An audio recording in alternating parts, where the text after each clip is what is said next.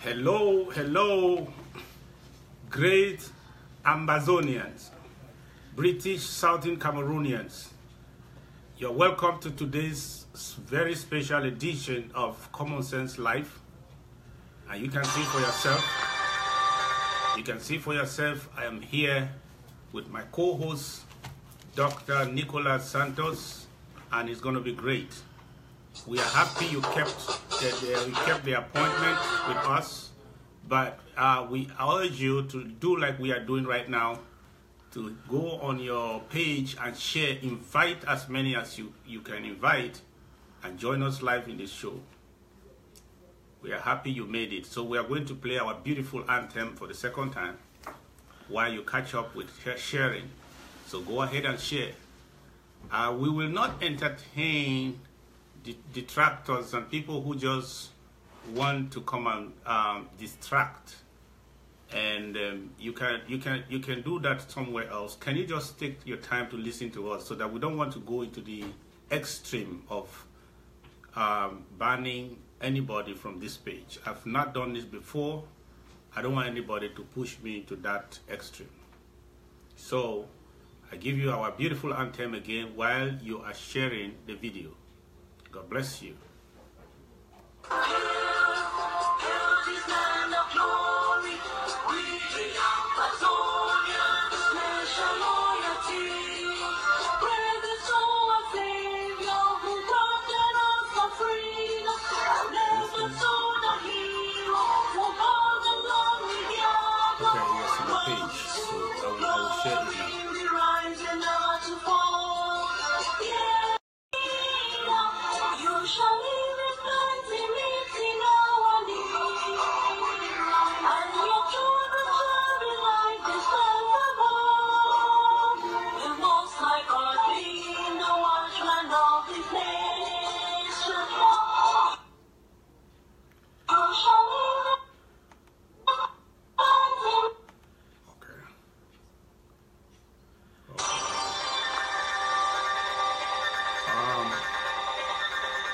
This short, and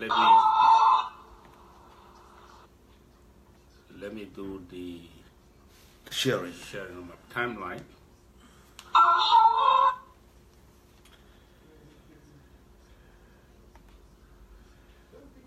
Yep, there we go. Yeah, I can share it now for my viewers. Okay, we just were doing some catching up with some technology sharing. So, Mr. Anu Moke, thank you for making it to this special appointment today. And I want to thank you, Kingsley, for Kingsley, Ivo Wala, you're watching. Hope we are here for good. And Mike Bonnie, you're watching. I'll keep sharing. If I have 100 people watching, there should be 100 shares already, so that many more people will join us.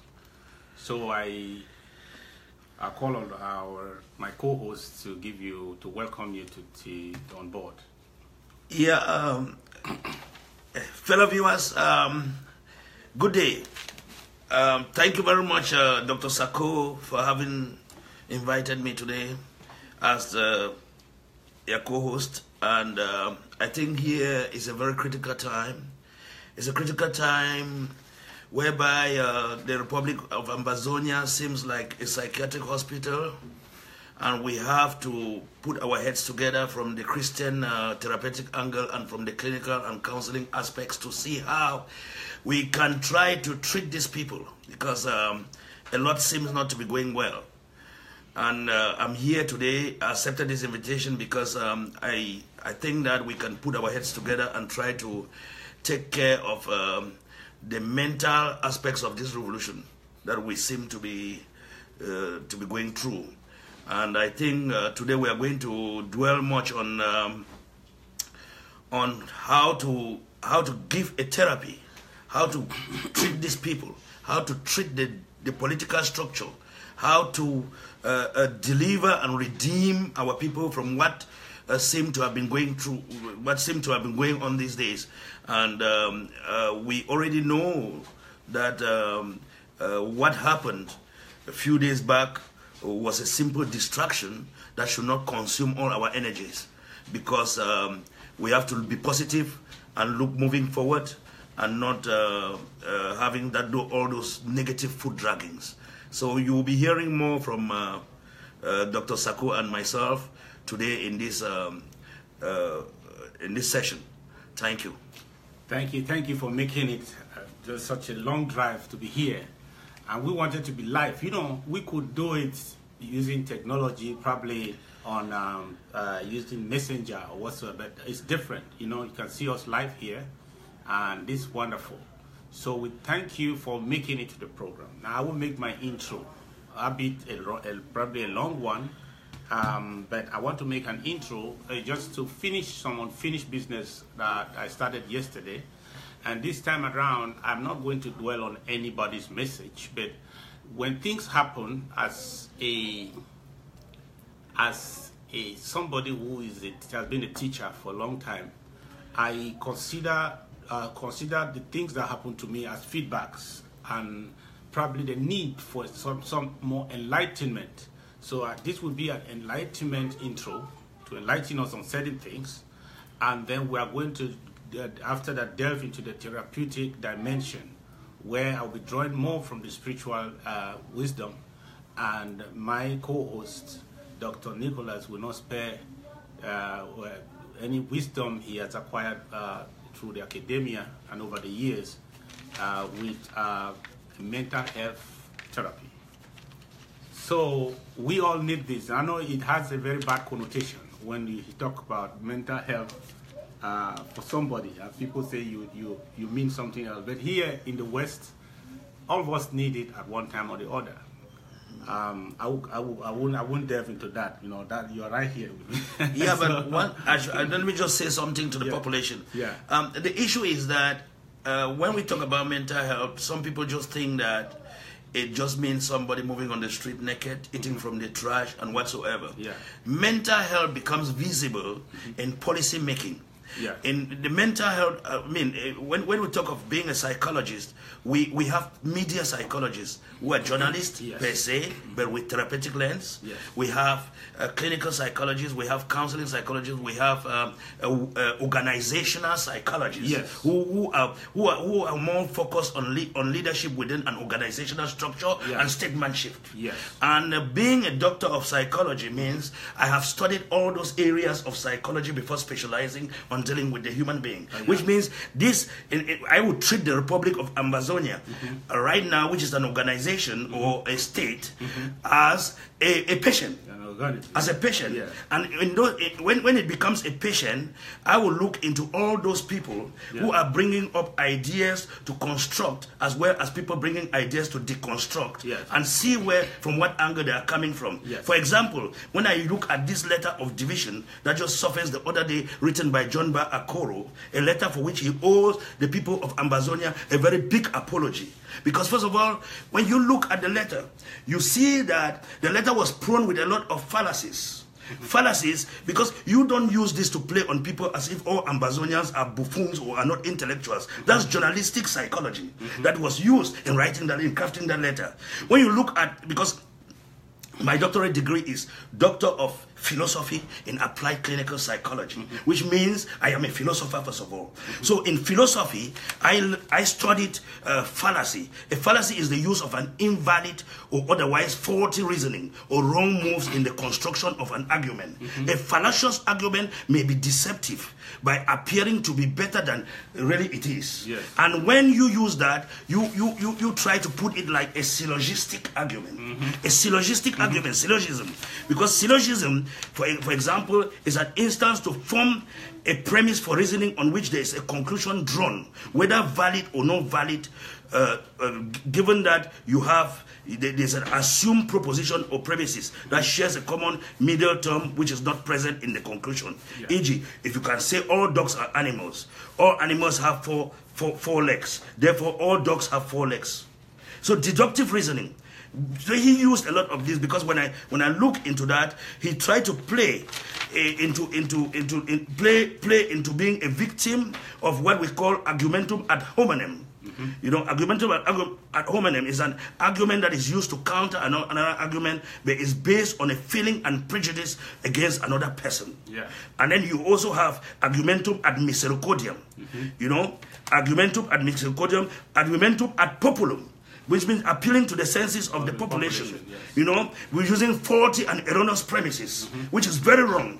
Because when you build on that, and we have a lot of them here, implied fallacy of implied reasoning, by saying an illogical, drawing illogical conclusions. When you try to say, by virtue of the fact that somebody's mother comes from Santa Abe, and then you at the same time come and say that the father must have been a Bamileke, therefore he's not an Ambazonian. Or I listened to somebody talking something, and I believe that this thing must not have come out from the mouth of the president. But if it did come out from the mouth of the president, oh, I am sorry. But I have also noticed that the president is doing this and that and that. You are pushing down a reverse psychology in the brain of people, and by so doing, contaminating or trying to intoxicate their minds. And that's why therapy was needed this morning. And from a Christian direction and from a clinical and counseling direction, we are here to give the Ambazonians that therapy that they need this morning. Thank you very much.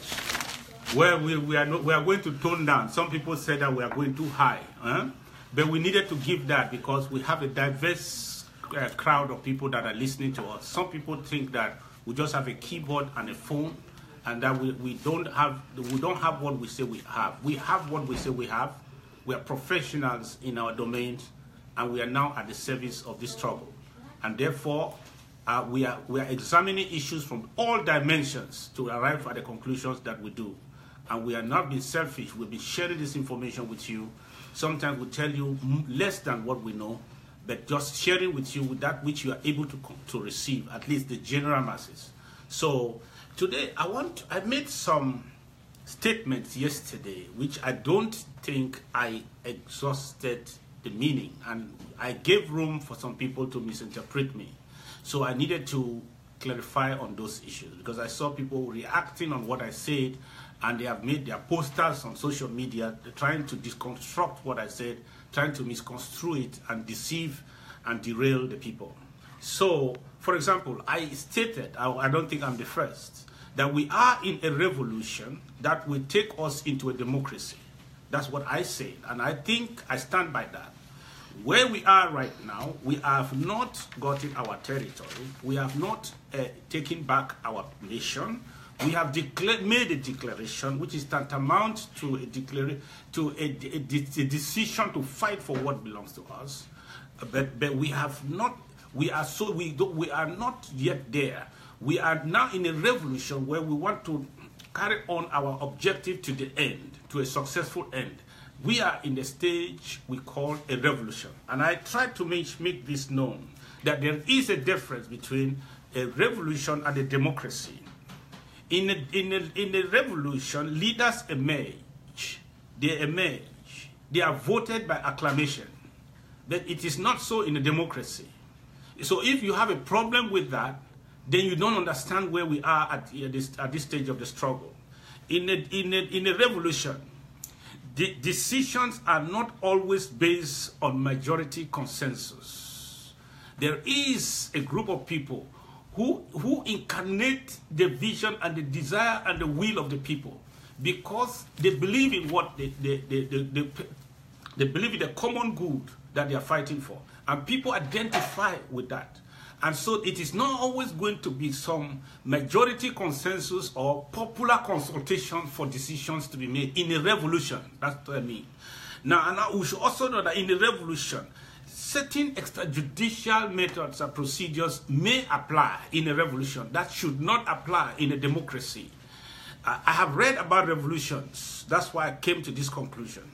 And that is what it is. If you know anything less or different from what I say, you can comment. Those will be useful comments instead of some wild attacks. Now, I also I also try to explain that in the revolution, due process is sometimes absent. If you are there to criticize on a revolution, saying that this was not due process was missing here, due process was not here, this is not correct, then you are looking for problems in the wrong place. Because that is a good criticism when a democracy is at work. But when it has to do with this stage where we are fighting in forests, fighting to survive with wounds, dying, and people running for their lives, and we have made a declaration and we are forced to fight for ourselves until we get the freedom. No, the due process will be on a misplaced argument. Okay, that's what I mean. That we are in a revolution. Go and ask the ANC. Go and ask the nation of the nation of Burkina Faso or Somalia. That is how a revolution is. Now, what is more important in a revolution, Dr. Nick, is when they succeed, when the revolution succeeds, what is it that is going to be installed? You see, the revolution uses an autocratic methods to get their objectives. Yeah. But when they obtain their trophy, what is it that they are going to establish? That is what is more important. A democratic government. In a democratic government. Look at ANC. They were criticized for killing, for having camps where they were torturing people, spies, and killing them, and so on. That is how a revolution will operate. Yes. They don't have the courts to sit down to argue and so on. They are guilty, they know how to do it. But when Mandela succeeded, did he establish a democracy or a dictatorship? So we have to be honest. If we want to run this thing as a dictatorship, as what a democracy should be, we are not being honest to ourselves. This is not the first revolution. That notwithstanding, Doc, we need to understand that since we are in a revolution, what is a revolution? A revolution is disorder, right? Yeah. And through the disorder, opportunists emerge. Yes. And the opportunists have been handling the struggle. Yes. Because if we were to go by the parameters of voting and voting and having the leaders that we need, they have to go through psychological evaluation to clear themselves of all mental states.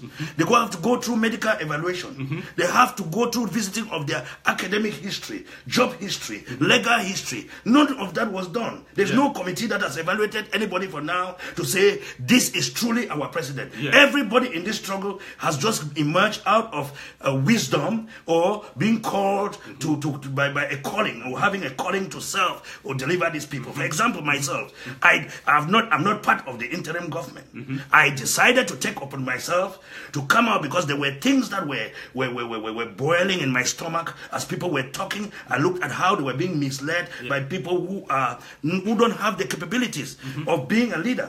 Because being a leader means you need to have 7 critical qualities, which is you need to have a clear vision, a courage, the integrity, truthfulness, humility. You have to be a strategic planner.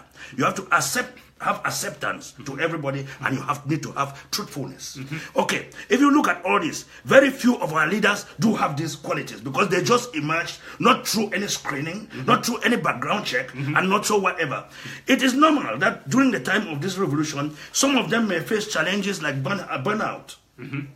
Burnout occurs burnout is a very it's a very, very serious issue that must have happened with some of the leaders. For example, if you look at John Akoro and you look at the other people, he has been doing a formidable job for the revolution. Nobody condemns that. But out of a sudden, he takes a 360-degree turn. Not even 120, 360. That is appalling. That must have been as a result of burnout, as a result of some other forces coming into play, like La République de Cameroon might have gotten him in his playbook. And when you look at it, you see this burnout and other issues do happen with leaders. For example, when I went into my research, I discovered that 12 notorious leaders on earth had mental problems. And they were very successful leaders. And you know who the number 12 who has a serious mental problem is? No. Our current Donald Trump. Okay. But now they reserve his diagnosis until he finishes his mandate. Okay. Because they don't put it when you are still in office. So it will happen with most of these people. They will keep falling out. Some of them will sell themselves. Some of them will sell out. Some of them may stomach or hide those kind of diagnostic categories where they belong for some time. But you cannot hide it for so long a time. That's why along the way we'll keep on dropping people, picking people, dropping people, picking people, until we will arrive, Boya, and set up apparatuses where we could do the necessary screening to have the real people who are going to have this thing. Exactly. Yes. Thank you for that contribution. I will also want to so you understand me when some people went and said I said about that we are all dictators and so on.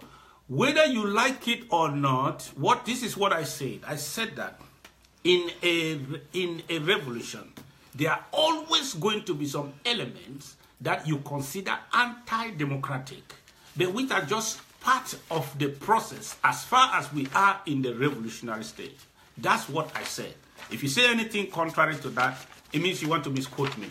And so this is to say this. I want to also say one other thing I brought up, which Dr. Nick will make his contribution, is that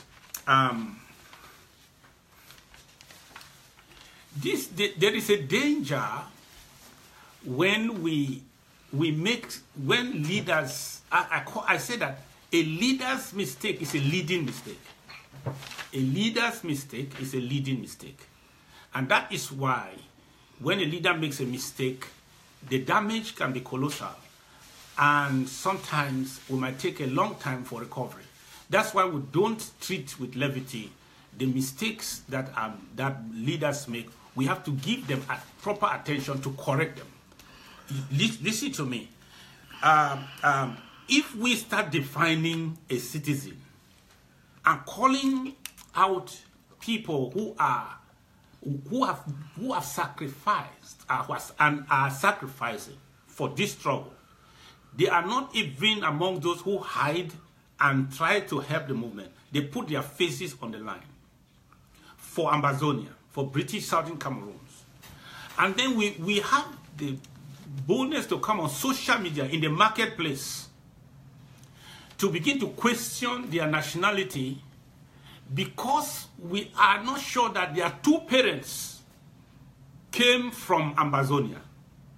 My brother, I am bringing this one today not to belabor the point, but to use this opportunity to appeal from my heart to anyone who feels offended, anyone who feels threatened by the direction of our revolution, who asks himself that if this is what it is going to be, then what will become of my children? What will become of my sister who is married on the other side, who is investing for this struggle? What will become of my husband? What will become of my family? We believe in this struggle and we are doing everything, and now they are questioning somebody and they say the person should come and explain himself. If not, it becomes a distraction.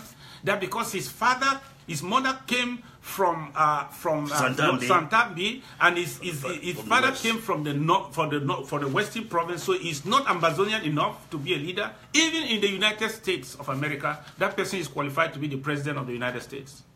But when we, in Ambazonia, at this stage of our struggle, we make it an issue And somebody who's supposed to have been a voice of this struggle at one time or the other. That's the Barack Obama play card. Considers to make it an issue and bring it to the fore and blow it out on social media. That is a bigger problem. I did not come here to say, let's keep talking about, but to assure the people who find themselves in a similar category, because I'm convinced that 1/3 of Ambazonians, 1/3 of Ambazonians find themselves in this category. After 56 years of living together, 1/3 at least of Ambazonians find themselves in this category. Some of them have children. Some of us were born of one parent or the other not being an Ambazonian. Some of us are married to a non-Ambazonian. Some of us have relatives, have uncles who are non-Ambazonians. And then these people still believe in the struggle. Some are even fighting right now, struggling to defend our territory on the ground. They have not, it has not even come across their mind that my father is from the other side or my mother is from this other side. And then somebody brings that argument to the fore. We came today not to belabor, because that point is so wrong. But we want to make sure that anybody who feels offended and feels like confused should not leave this program today without the assurance that this is not the thinking of the interim government or even all the Ambazonians. The majority of the Ambazonians don't think like don't think like John Bakuro. And nobody mandated him to say that on behalf of the people of Ambazonia. So how do you look at that? By trying to insinuate or coming up with all these insinuations that John Bakuro came up with, I think that was just to push across those conglomeration of fallacies and syllogistic flawed arguments or writings. He had to craft something that may look convincing in the eyes of the less educated folks. But unfortunately for him, he did not have a marketplace. Because nobody's buying. You understand? Nobody's buying. And I've seen all over social media, they say John Bakuro owes a very huge apology to the people of Ambazonia. Yes. And it still comes back to me saying that you see, with a mental health background or a psychiatric background that I have, I will try to look at him as having had one of those bad days. It was a really bad day for him because the tone with which he spoke, you could see mood alterations. You could see from his communication cues. You could see the game of football he was trying to play in the course of the paper, which shows that that's maneuvering and other things, you know. And we of this background, we always try to say that human beings have, from a psychodynamic perspective, human beings have a lot of cognitive presentations. Some are neurotic, some are psychotic, some are borderline, some are narcissistic, some are histrionic.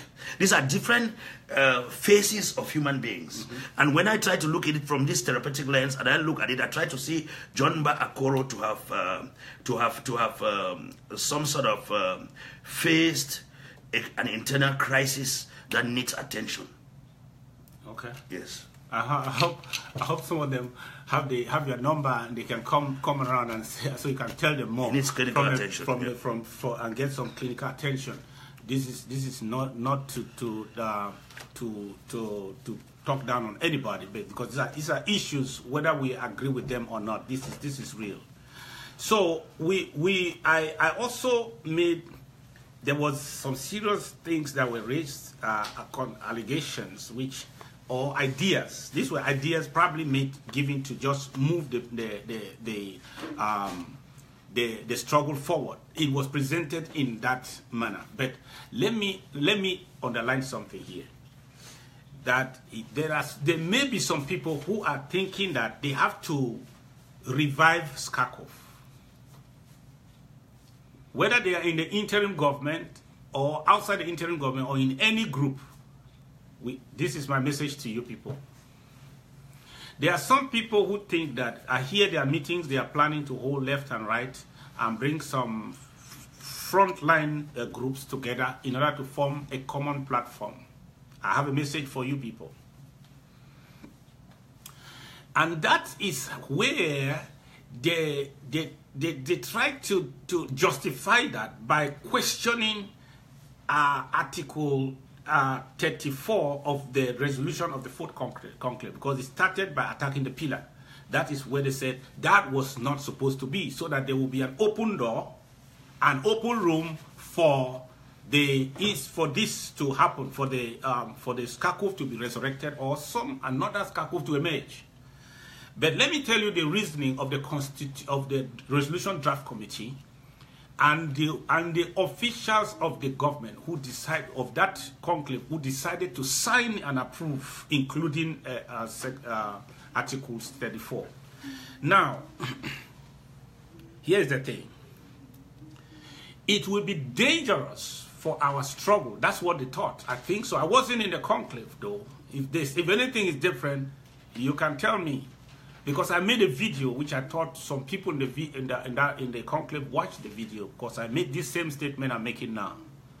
I said it will be dangerous and misguided for us to keep Sako and have an interim government operating, because there will be a conflict in their functions, and if they both have to wield some kind of authority, there will be a clash somewhere. Because one thing with administration is that there must be a line of authority. You must know where authority and power is derived from. But when there is that confusion, that is chaos. You have already set up yourself for chaos. So you discover here that for that reason, since number 2, Sako Governing Council was metamorphosing into a government of the people of Amazonia, which was supposed to be inclusive. That means enlarged to include others who were willing to join the coalition of the willing and join this government. There was already a transformation. Therefore, the original was not supposed to be. The original was supposed to disappear. It was redundant, because you cannot transform one thing to another, and you are still talking about the existence of what you transform. So you see that they did that to avoid the conflict of authority, and it makes a lot of sense. So, and those people who are trying to resurrect some kind of Sako and some kind of platform, now, what is the purpose of the platform? What is it that the platform will achieve now that individual organizations are not achieving, or the government is not able to achieve? So these people are trying to bring a competitor to the IG. Whatever name they try to call it, they want it to be a platform of all the organizations, so that they can use that common platform to undermine the interim government, and that is demonic. Now, I want to say that first of all, let me ask you a question. If you form another Sako now, or another platform, how will it be funded? Tell me, Sako was funded by the citizens. So when Sako was transformed into the IG, now the interim government is funded by the citizens. If you form a common platform now, how will the common platform be funded?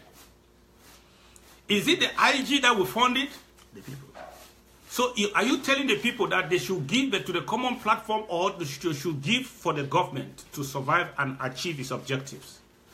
So you discover that here's the thing. Here's the thing. How does it make it easier for us to get to Boya? By resurrecting Sako.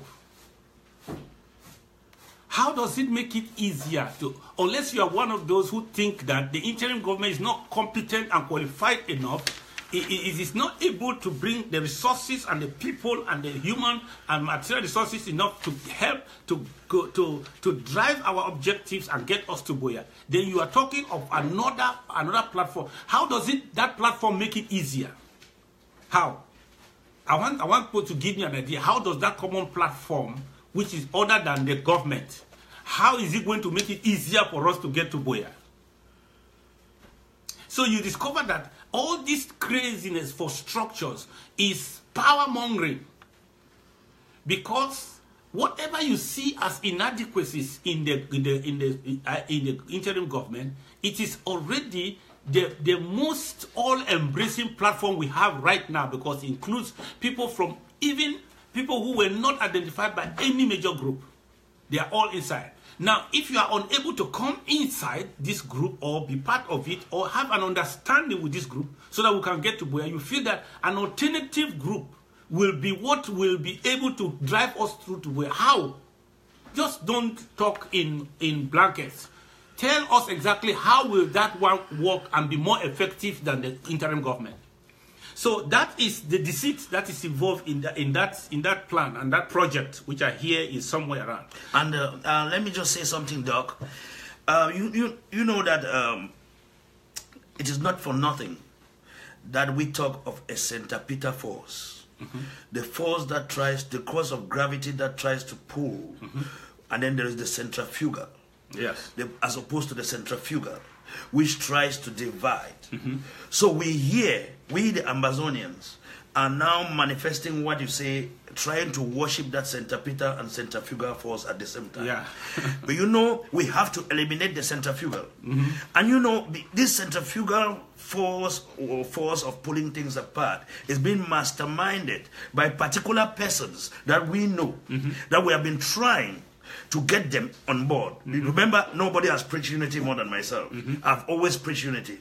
And insofar as we remain disunited, or some other people trying to cross into the other camp to empower the other camp for other ulterior motives, we're going to keep on seeing this kind of problem. Yes. Okay, now, it was my humble suggestion the other day that these people who think that they have the AGC, the Sukadev, or whatsoever, right? Yeah. Let us classify this as some sort of rebel groups or terrorist wings, or we call them political parties for the future land surface Federal Republic of Amazonia, because they can get ready to run for political parties and set up their candidacy to run for presidential election. Nobody disputes that. But now is the time that we are in a revolution. People are dying. Things are not moving at all. Yeah. They have declared war on us. Even if you are exercising self-defense, you're exercising this self-defense because you love your people. You want to some sort of counter the amount of killings that is being impacted to us by our invader. Now, when you do these things, and if you believe that you are doing it in your honest senses, and you are doing it truly from the bottom of your heart and mind, what does it take you not to unite with the government that is already in place? If you keep on escaping from this unity and trying to play a reverse psychology by telling the government that they are the ones not inviting, they are the ones not extending a hand in this unity, who is deceiving who? This is what is okay. Last few weeks, I told them, I made a video, I told them that the interim government was right here in Washington, D.C. area. Yes. And prior to the interim government being in Washington, D.C. area, Ayaba had a conference.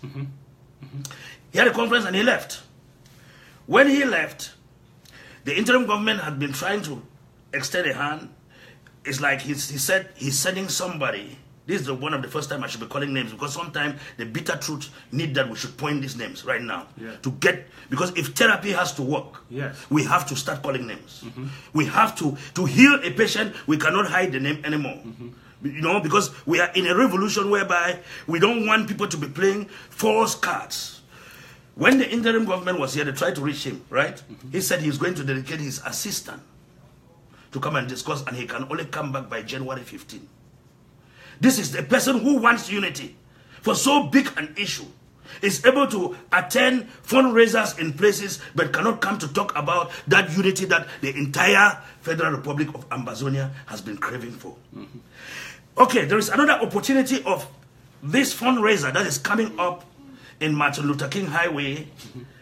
And people have the address. Please, if you are listening to me, type the address of the fundraiser that is coming up on the 30th of this month. The interim government of Seseko Ayok Chabi has already sent out invitations to the general public, and also requested that anybody who would like to have an audience, that is the interim president, telling people that anybody who would like to have an audience, be it one-on-one, or be it a group, you are free to call. You have a phone number to call. Anybody who wants to talk on the subject of unity is welcome. So I don't see what this government is not trying to do to extend that hand of unity. Instead, we keep on saying these people who have decided to stay apart keep on fueling internal dissensions. The letter that John Bakoro just sent out is a letter that, from all facial value and assessment or evaluation of the writings, the grammar and everything, and how it is coined and phrased, is pointing to one direction: a coup d'etat. He just joined a coup d'etat cabal. And we, the people of the Federal Republic of Amazonia, will not take this lightly. We have to keep on informing our people, updating them of what is going on, and castigate all this, because they may hide what is in them for so long. But in one good morning or bad morning, when they have an uneasy day, they will explode. It will come out. And it happened. It will come out. So the other thing I just want to underline here before we fully delve into my own side of the therapeutic is that there was this question that was raised. I don't know if I sufficiently addressed it yesterday. It has to do with the Mr. President of the interim government. And I want to correct something. Mr. Sesiku Ayuk Tabe is not the interim president. Because those people who keep calling him interim president, they have in their mind that he can be replaced somehow. Because somebody's interim, it means there can be another president that will be final, that will not be interim. He is the president of the interim government. He is not the interim president of the interim government. Because that will be different. Let it sink into our heads that he is the president of the interim government. So if you are thinking that somehow there will be organization, we can reorganize and set up something so that they will remove the interim and get a president, then that should be removed from our psyche so that we can reason correctly. Now, the question that was asked was that who is the president answerable to? Who is the president answerable to? In every revolution, unless I am wrong again, if I am, just go ahead, don't attack my person, give me your arguments, and make it clearer than what I say. In every revolution, leadership is in the hands of a council. In every revolution. In every revolution that I've read, leadership is in the hands of a council. In other words, taking out one leader does not stop a revolution. Because leadership in a true revolution is always in the hands of a council. So we have a restoration council. If you have privilege, as some people do, but they don't care to refer to it, you will discover that the president, as an equal arm of government, the executive has the restoration council. So there is mutual oversight. So, and since this council was already just a carryover from the governing council that was made up of willing organizations that came together to form SCACO, you cannot accuse the president for handpicking them because they were already picked before even the president became the chairman of the governing council. So what he has to do in his office is just to validate or recognize by an official letter those people who are already part of the governing council. So any manipulation, any attempt to manipulate that and make it look as if President Sisiku Tabe, you just were handpick people who cannot ask him questions, that is being disingenuous. True. So there are some orders that will so those people of the governing council, let me ask you, is this Sisiku Tabe Ayuk Mr. President, who handpicked them before they formed the governing council? And if the governing council has been transformed or has been carried over to the interim government, how do you accuse the interim president for going to handpick people who cannot ask him questions? That is demagogic. You know, so that's something I wanted to explain. I said the question is who vets the cabinet. We are in a revolution. Please, we are in okay. Your question is they would have set up the revolutionary council before the restoration council before they appoint the president. But that was already the case. There was already a council in place before the president was unanimously elected in the fourth conclave. There was already a council which was not dissolved, which was only going to be dissolved after the government came into place. This is manipulation. I was not even in the conclave. How is it that I know it better than some people? There was already a council in place which was not dissolved. And that council already is the one that elected that the president, the chairman of the council, continues as the president. So that one was redundant. So there was already a council in place. So how do you say the council is supposed to have been put in place before before the president was elected? But it was already in place. It was just going to be a change of name from the governing council to the restoration council, which was going to be recognized sometime sometimes later in writing by a memo that will be signed by the president. So how is that even in a democratic setup? How is that evil? How is that dictatorial?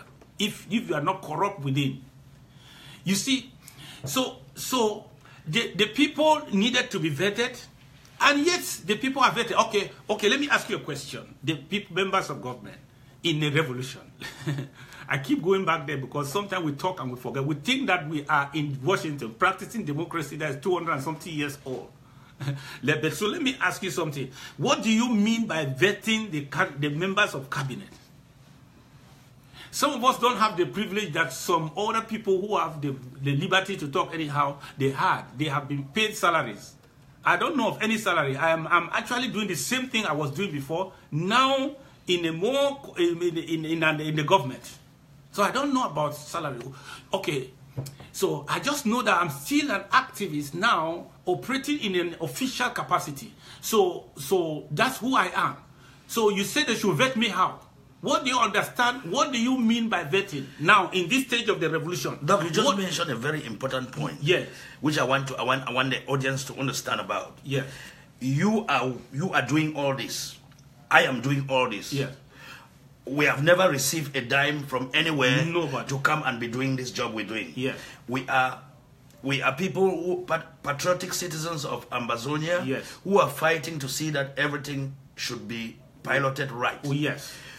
Do you know that to my greatest shock, some of these people ranting were on salaries? It has just been unmasked that John Ba Akoro was on a salary. He was on a salary, suddenly goes away. Or because he's not doing things the way he was supposed to do it for that money to keep coming, out of a sudden, he goes and crafts such fallacious document and come and read it to the population that does not have any bearing. It then leads the population now to start digging deep to know what is the root cause of all this ranting. Because as Achebe says, Chino Achebe says that when you see a bird dancing in a pathway, you know the drummer is in the nearby bush. Yeah. That was wise. So Akoro, but however, I keep on maintaining that Akoro is a distraction to this struggle. Yeah. And please, let's not overdwell on Akoro.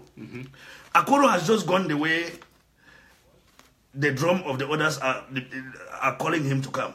And we should be focused on educating our population so that our population remain objective, determined, and realistic in achieving our ultimate goal, which is achieving the independence of the Federal Republic of Ambazonia. Okay, Go ahead and finish. We have Okay. more time to talk. So I was trying to say, if you are, so whoever saying that we should be vetted. Somebody said they should give me a glass of wine. Yeah. If somebody say that the cabinet members should be vetted. Okay, we all, I don't know about everybody, but I know the good majority of them are very educated, great professionals. Our CVs were all collected, and we have a history in this struggle. And then the president made that determination and appointed some of us, some of us were new, but others have been there. They have proven themselves by their dedication and their sacrifice to the struggle. So what do you mean by vetting? Okay, probably some people like us who are just coming in needed to be vetted. So what do you if somebody has that in his mind, I'm asking you, what did you expect to be the vetting? I gave a CV. Is that not enough in a revolution? Or I have my contribution over the more than a year. Is that not vetting enough? Okay. What kind of vetting what do you have in mind? Don't use cloaks and umbrella words that will cause confusion or to drive through your corruption. To tell me exactly what do you mean by the person being vetted? The governing council was aware of those nominations. And some of them were the ones who even suggested people to be appointed. So what do you mean by vetting? You see, you cast a cloud over the revolution so that the team will fail. This is terrible for somebody who had been on a salary. Yeah. If this is not disgruntlement, what is it? I've never received a salary. And in the same document, it stated that John Akuro was getting intelligence from inside sources, and that's why all this came about, because he had to be being financed for doing all this and what. So these are a lot of things. He has just blown out a lot of hot air that has come back to bounce on him. You know. So I am ashamed. I'm very, very ashamed, and I will wish that this is my last time I will make any statement on video pronouncing that name, John Akuro. And this is my advice to him. This is my advice to him, because it's just a mouthpiece. Yesterday I told you clearly that it was a mouthpiece. And I can see behind him a crowd of people who have the same objective, to bring down the IG, to bring down the interim government and the president, and to bring down the outcome of the fourth conclave, because they are minded on the preparation of a fifth conclave, or call it any other name. They can baptize it with another name, but the whole idea will be to bring to naught the gains from the fourth conclave, and then to establish a parallel interim government. That is the best news the Republic ever hoped for. That it will come not from their camp, but from our camp. That is horrible and that is terrible. And so I want to advise you people that history is being written as we speak. I'm writing my own history by the things I do, by everything I've spoken in this struggle. My do's and my don'ts, my good and my bad. I'm writing the history, and history is being written. But I want to ask you, how do you want to be remembered? To be remembered as the one who was able to bring together something that caused to be dismantled, another thing, and then there was chaos and there was failure and the struggle ended there. If that's how you want to be remembered, be very careful. Some of us want to be remembered to be catalysts every step of the way. Even when I thought I have my own way through and I could not have it, I decided for the good. I saw the good of the struggle more than my own personal good. So I decided that I should be on the side of a catalyst, not a destroyer. So history has been written right now, so speak. You will be remembered for what you have done. Yeah, Doc, thanks very much for that. Let me just bring up this point before we forget. It's very important for the revolution. I think televiewers, our viewers, our Facebook viewers, some of them may be thinking that we are here because we are just talking.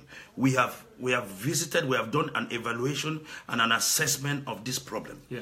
And there is no way you can treat a problem without calling it the name. Yes. For example, if you have HIV, they can't be giving you medication for hypertension. We have to call the name of the HIV in order to treat it. When I call the name, it's because I'm saying that this letter written by John Akoro is not because we hate John Akoro. It's not because we don't love his contribution to the struggle so far. The issue is we must identify the 360 degrees turn. We must look into the reasons for the 360 degrees turn and let the people know the truth about what is going on. Yes. Because this is like they are going to be painting another side of the story. They will not tell what really went on within. Yeah. So we have to call it by name. We have to dissect the problem. We have to assess the problem. And then before we come to do a therapy of the problem. Yes. Okay, let me bring this very important point. You mentioned it yesterday in your video. Yes. The Northwest-Southwest divide. Yeah. I'm from the Northwest. I schooled in the Southwest. I left University of Boya first batch. I had co-parents who are from the Southwest. I have my best friends who are from the Southwest. If we turn to put this ahead of our revolution, this is the end of the revolution, because this is the playbook of La République, the divide and rule. Yes. France did the same divide and rule in Cameroon, pitting UPC against La République, accusing other people terrorists and going after them. It's the same thing that they had gotten their people within their own camp who are now trying to form a union against the government on basis of tribal lines. Yes. When you said that yesterday, I said, as a Northwesterner, I will come and address this issue. Yeah.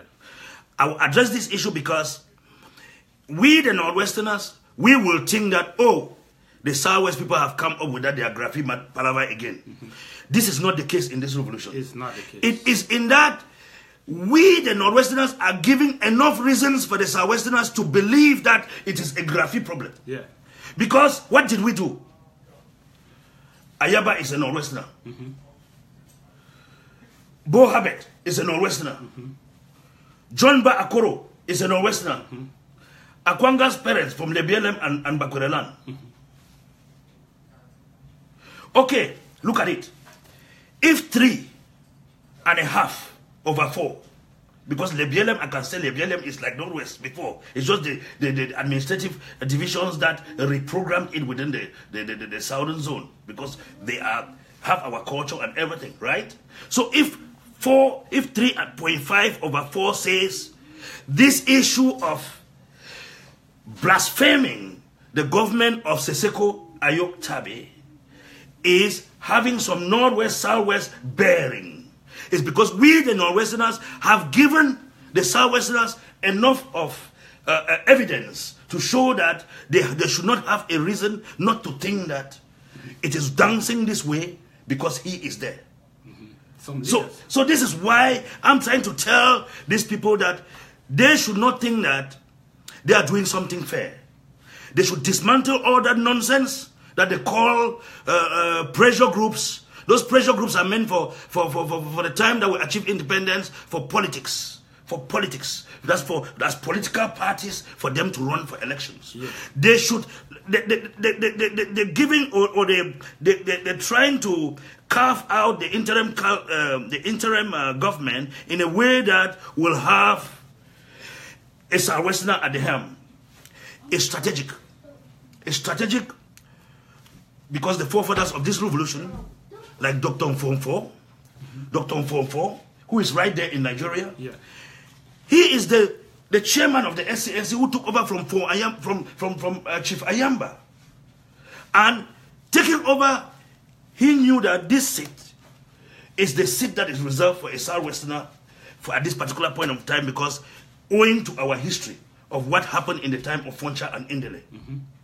And they felt that we, the Northwesterners, had advanced in the political developments with La République in the time that Foncha was the prime minister, then Muna and also stuff.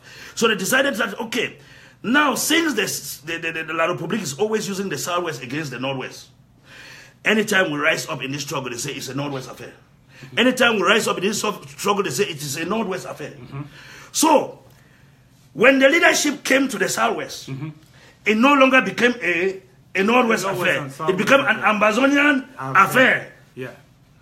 So now, we are shedding blood on both sides, and we are bent on achieving this independence, and we have Seseko Ayoktabe at the helm, who is taking us to cross this finish line. Then we decide on elections, on running elections, on building political parties, on whatsoever, to have a... Why should you people, why should some of us, why should those myopic people with myopic brains, myopic minds, why should they go and team up and be causing all this nonsense at the background, this distraction? Yes. Yeah. This is a hell of distraction. Yeah. And remember, the unfortunate thing about this issue is that most of the people who are saying they have Morris, they have ADF, they have Sokadef, they have whatsoever, let me tell you, there are groups that is consisted of mother, father, wife, family members, and friends. This is a group. 85 to 90% of Ambazonians are with the interim government. Exactly. Nobody disputes that. Nobody disputes that. I even wrote that very soon we'll start asking for 500 to 1,000 signatures for us to recognize that you have a group. Because people will not sit in their bedrooms, craft a group with their wives and their children and a few family members and alma mater colleagues and come and tell us that they can now fight with the government. Yeah.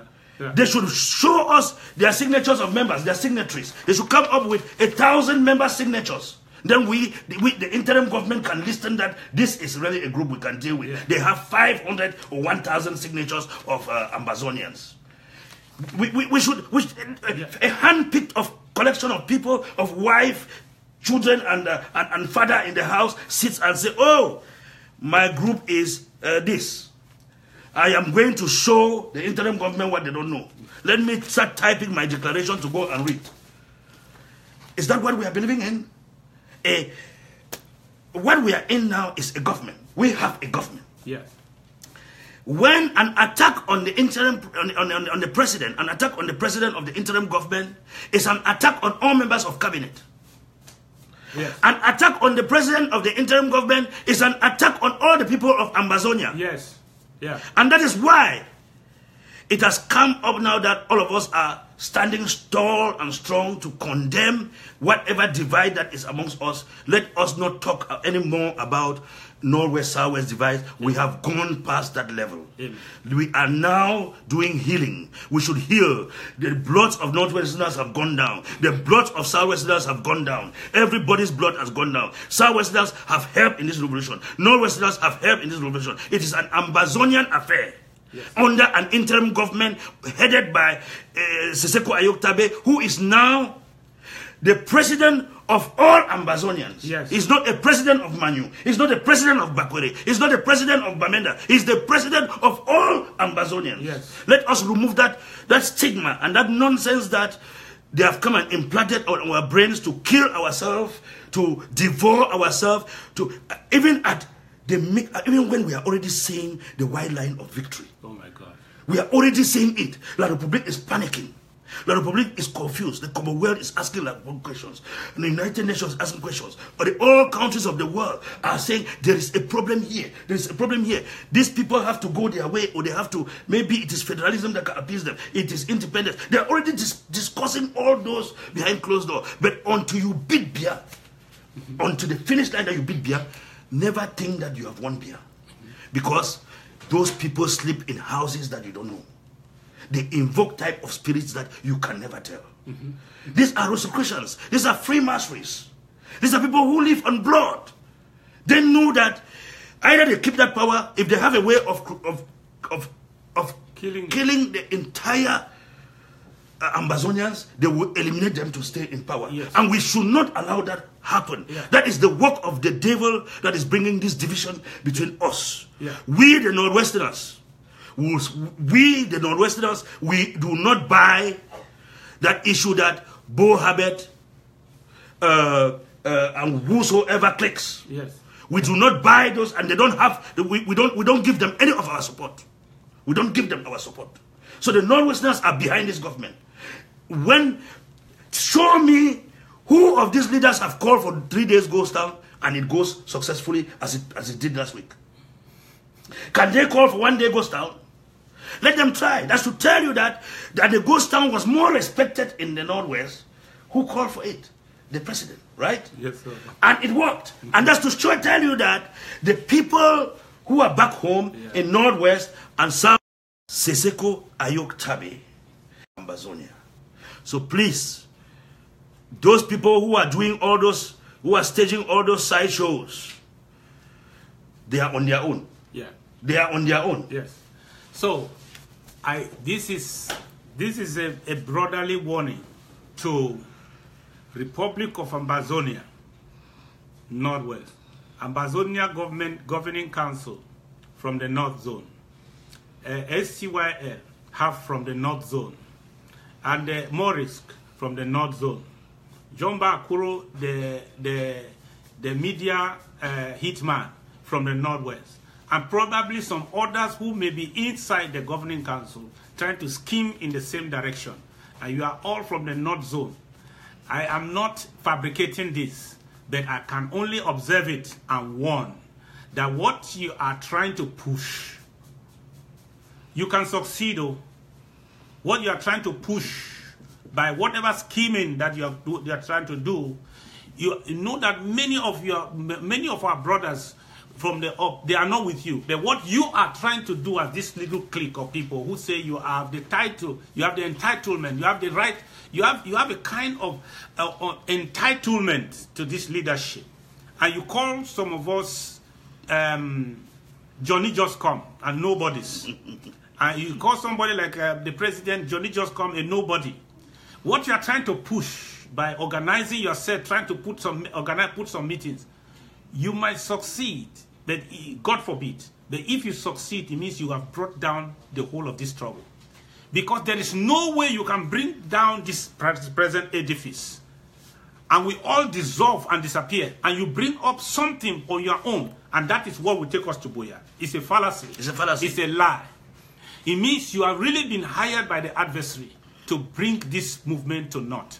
I'm just reminding you about what you are doing, because history will really is registering something concerning you.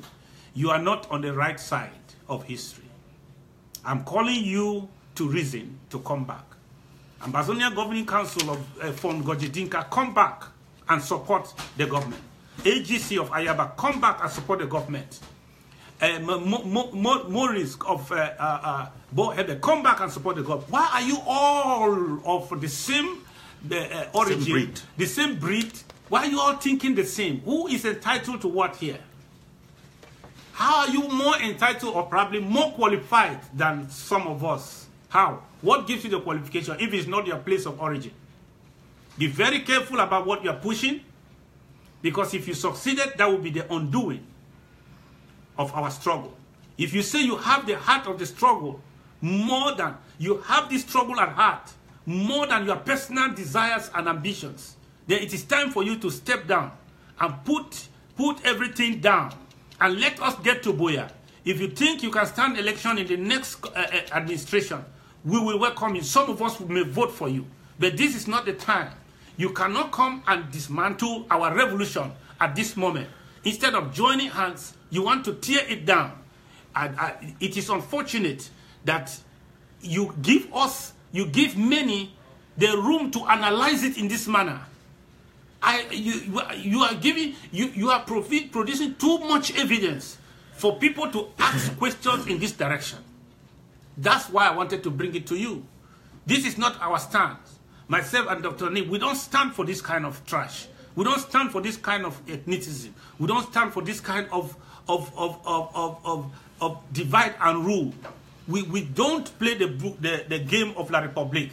But when we see you playing it, and you want us to shut up, we don't say anything, we have to pinpoint it and tell you that this is not where Ambazonia is now. We have moved across. Don't bring us back. There is a very big problem. You know, when as I said earlier, you cannot solve a problem. You cannot call unity when you have not identified the problem and solve it. You have to know the psychopathology of the people you're dealing with. Yeah. John Akoro. Now I'll be calling the names because I am not hiding any more the names. Yeah. He's a journalist that left ASMAC. Yeah. School of Communications in Cameroon, which run by what government? La Republic. Yeah. Bohabet left ASMAC. Run by who? La Republic. The same training of Inam. That where you go in as a pastor and you come out as a thief. That's what happens with Inam, right? Yes. So the type of journalism is robbery journalism. The way they will play the cards for the government is the same way they can take a 360-degree turn and play the card the other side. So they keep the population continuously under their grip with the use of words. This is what is happening. Because I don't know anybody who has served in La Republique as a civil servant and graduating from these French taught schools. I will not favor that the people of the Federal Republic of Ambazonia place these people at the helm of any authority. Because they are like snakes. They are two-sided. You can't imagine that this is the John Akoro and the Bo Habet that was campaigning with me on the same platform for this struggle in downtown DC. We had a match. I have the video of a match where I spoke, then Bo Habet spoke in a rally, in a protest in DC. So I can't imagine what has out of sudden gotten into his mind that he has also taken a 360-degree turn. Akoro following the same way. Ayaba is dancing in the same tune. I mean, the president is reaching out. Not that he's not reaching out. He's reaching out to them, and he has reached out to them again. The rendezvous is on December 30th, 2017, time 7 p.m. 5701 Martin Luther King Jr. 43. The president of the interim government, Siseko Ayok Tabe, will be present and will want to talk to anybody who has any grievance. So Bohabet, John Akoro, Ayaba, Akwanga, you people have another opportunity to meet the president. Call him or send your people, like you said last time, you were sending somebody to come and meet him. Let the person call and book. We will have to arrest all of you people, lock you in a room, and you must have that dialogue. We, the people, we may organize a task force that we have to, because they are playing a reverse psychological card of saying that it is the president that does not want dialogue or does not want unity. Whereas they keep on running from the invitation of the president of the interim government. So he has given another opportunity.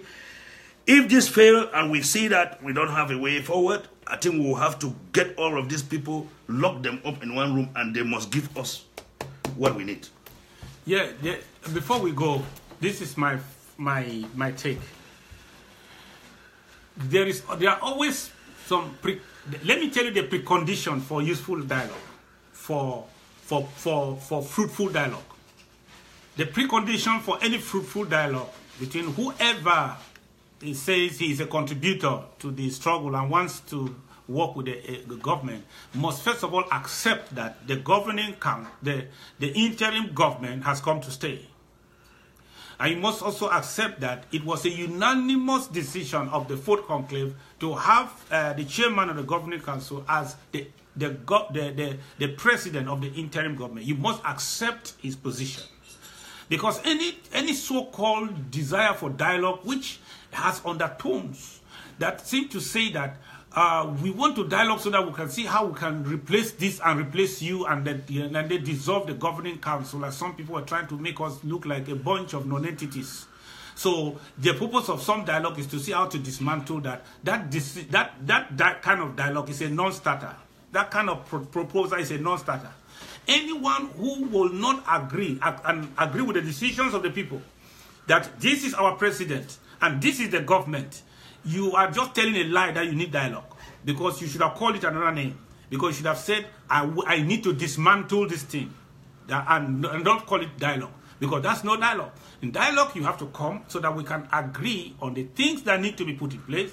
And sometimes we may not always come under the same umbrella. I have posited in my previous videos and write-ups that it is going to be difficult for us to attain any structural unity, because we don't all share the same objectives. We don't have the same modus operandi. We don't all want to go to social media and tell the people that we are generals and we are armies and we are killing these people and we're killing this one. You know, so we cannot agree structurally. But we can agree, we can have memorandums of understanding where we have understanding on to agree on some different operations. Oh, my battery is warning me right now. Doc, you have something to say?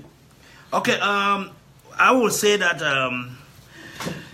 it's really appalling that we also got some information that the people who keep on posing problems to this government, like the people whose names I just mentioned, they even go to social media warriors and try to give them paychecks. They give them paychecks so that they should come, and it has gotten to a level whereby some people are living on salary. So when you see some of the campaigns coming from Belgium and whatsoever, drumming about go for Nayaba, go do this and that, know that some of these people are on paycheck. Paycheck to will the minds and play over the psychology of Ambazonians so that they can take them to a particular direction, which is not the direction that the interim government wants. So let me remind you people all that when you hear all this kind of message coming to you people that you people should support by this side and don't support the interim government, know that that person telling you is on a paycheck. We have gotten to a paycheck game. Money is changing hands in the revolution. We never knew. Some of us have been doing our philanthropic work here. We don't know that there are paychecks at the back scene. We are now getting information about paychecks being sent to Belgium, paychecks being sent to social media warriors, paychecks being sent over to that, and some people have even resigned their jobs because they are living on those paychecks from the back scene. And that is why you can see a journalist is able to take 360 degrees turn with a letter concocted with lies because paychecks are passing. So my view to know that people are, it has now become a game of a financial game. It has now become a game whereby they want to play on your intellect, they want to play on your psychology, they want to take advantage of your not being learned. They play on you and they want to influence you to go a direction that you don't like just because of their own personal and egoistic interest.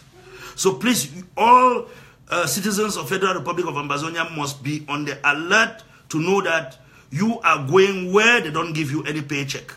Go where your mind tells you, I have to support this person because he stands for the truth. His decisions are godly. He represents my views. I'm not going to be influenced because I'm a non-Westerner.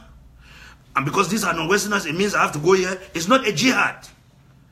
The Federal Republic of Ambazonia, a game, is not a political revolutionary fight. It's not a jihad.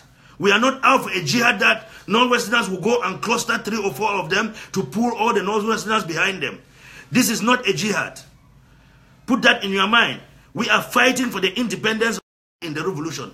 Be you a commentator, be you in the government, be you out of the government, be you somebody who circulates flyers, be you whatsoever, be you a fundraiser, be you what, just exploit and whatsoever you can do, contribute your own little share to bring about the independence. All the distractions and sideshows should be kept aside. And by their fruits, we shall know the roots. They may hide for so long, but you will take to know them with time. Many people surfaced before us. Before we came into this revolution, there were the Ekontang Elats, the Munzus, the Carlson Anyangwes, who were there, and Dr. Carlson is still there. We had Justice Ebong, who declared the independence. We have Ambassador Forsong.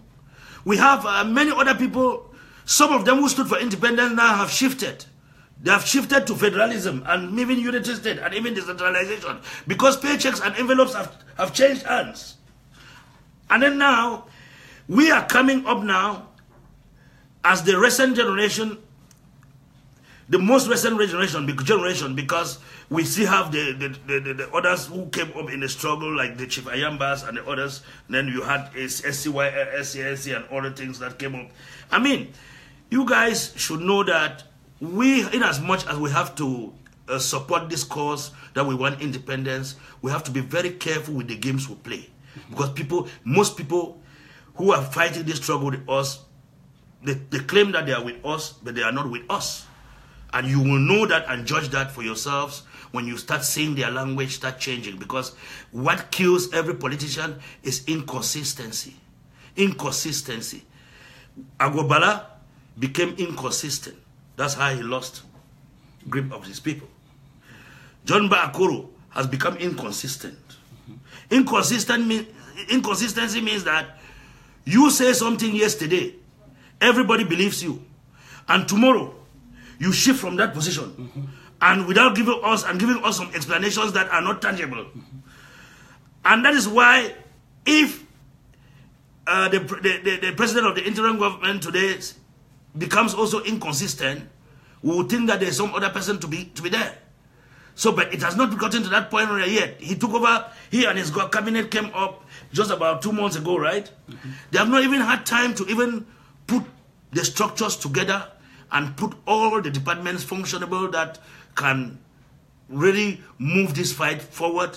They are plagued with a lot of things and challenges like self-defense, people being slaughtered on ground zero, a lot of strategies, techniques, diplomacy, and other things, refugees in Nigeria and whatsoever. This is not a time for writing letters and coming out on Christmas Day to give a Christmas.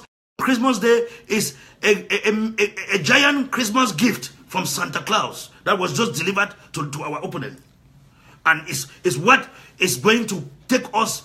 I mean, they should be popping champagne right now in today when they see all these things going on. You know? So please, let us not fall prey to these 2 or 3 hand-picked people who have movements and associations that are comprised of husband, wife, children, and this. They don't have 1,000 signatures to show us. Let them bring 1,000 or 2,000 signatures to show the interim government that these are the people behind me. They don't have instruction and make the government become very, very ungovernable. Yeah. Okay, we want to end this far. Then I want to say that I also have my own statistics. Because yesterday I was hearing some statistics flying. 90% of the people don't agree. 90% of the people don't agree. 80% I have contacted don't agree. Let me give you my own statistics. 99.99% of all the Northwesterners are for the interim government. Correct. That's the statistics I know very well. And 99.99% of all the people from Southwest Zone are for the interim government. Correct. So, tell me how I know my percentages. I know it from September 22nd. I know it from the 1st of October. I know it from the recent ghost town for 3 days. That is the truth. Anybody who is trying to undermine this is the devil's agent against the struggle. Devils? It's the devil's agent against the struggle.